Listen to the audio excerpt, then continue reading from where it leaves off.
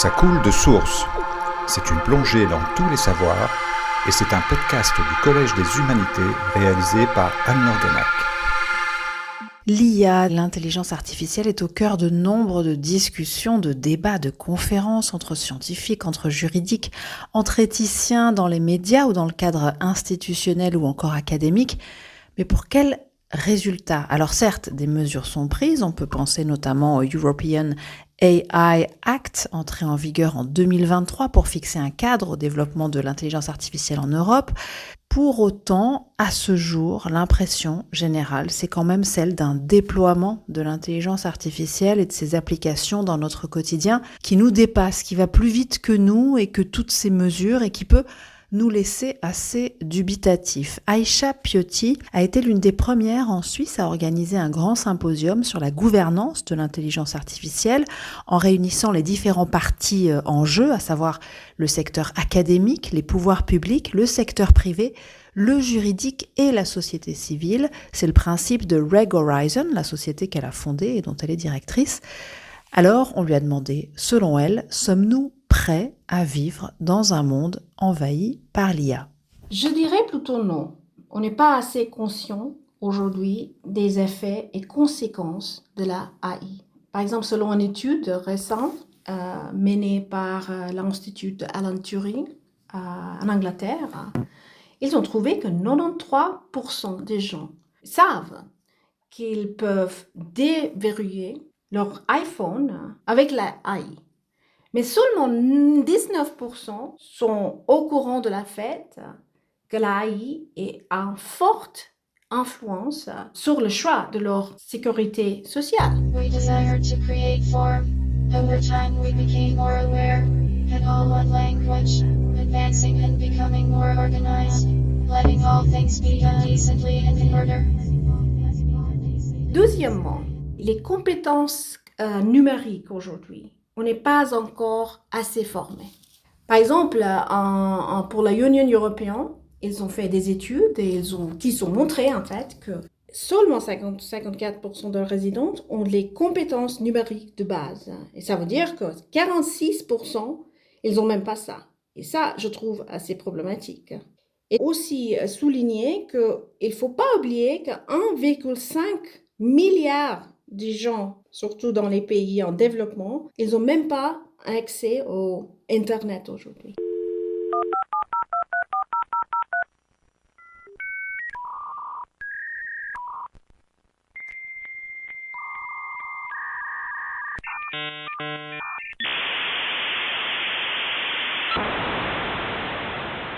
On pourrait rétorquer que des programmes sont développés pour tenter de lutter contre ces inégalités, notamment le réseau international de calcul et d'IA, ICAIN, qui a été lancé à l'occasion du Forum économique mondial cette année à Davos et qui met en lien le département fédéral des affaires étrangères, l'école polytechnique fédérale de Lausanne et l'ETH Zurich ainsi que leurs partenaires avec pour mission de développer justement des technologies d'IA durables et accessibles à tous et toutes partout.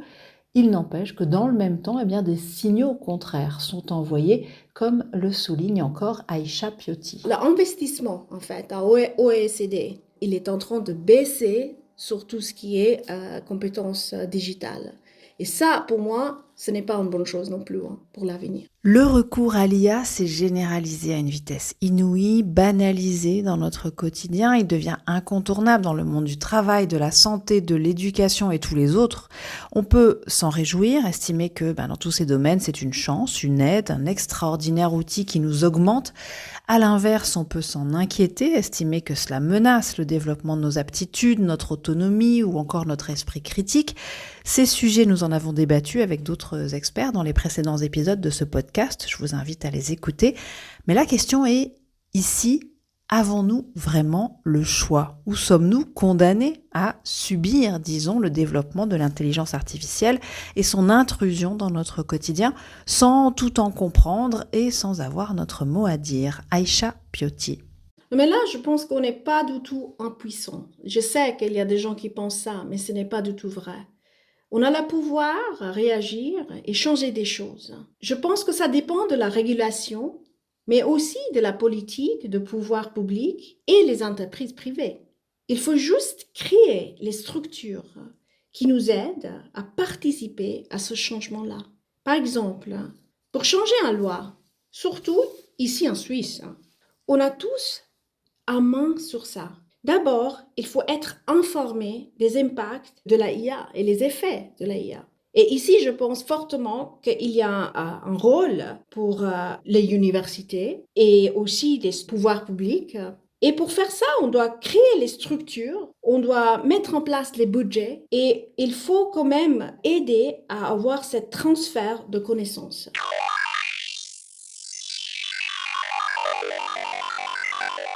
Et la jeune génération, comment peut-elle faire entendre sa voix sur ces questions qui vont déterminer son avenir ?